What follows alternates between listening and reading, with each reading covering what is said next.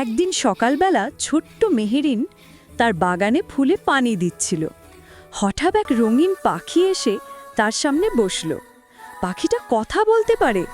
সে বলল, আমি জাদুর পাখি আফরোজ। তুমি যদি আমাকে সাহায্য করো, আমি তোমাকে এক আশ্চর্য দুনিয়া দেখাবো।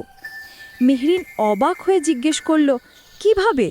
মেহরিন বলল, বনের ভেতর এক দুষ্টু বাঁদর আমার রংধনু পালকটা চুরি করেছে। সেটা ফিরিয়ে আনলে তোমাকে আমি উড়তে শেখাবো। মেহরিন সাহস করে বনের দিকে রওনা দিল। পথে সে দুষ্টু কাঠবিড়ালি, হাসি খুশি খরগোশ আর এক ঘুমকাতুরে হাতির সঙ্গে দেখা পেল।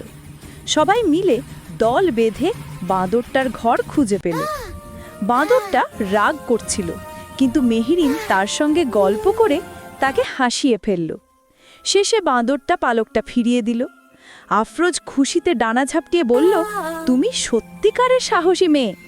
এরপর জাদুর আলোয় মেহরিন আকাশে উড়ল, তার চারপাশে রংধনুর আলো।